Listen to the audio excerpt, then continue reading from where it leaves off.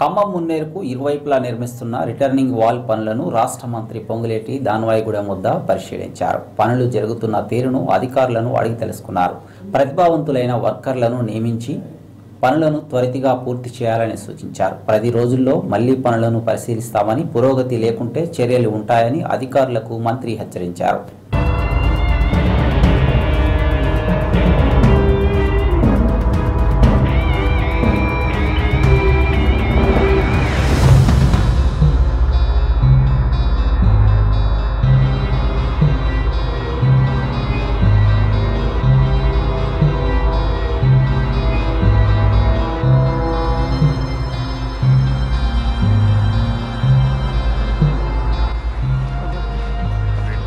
Soil testing చేస్తున్నారండి. ఎక్కువ మంది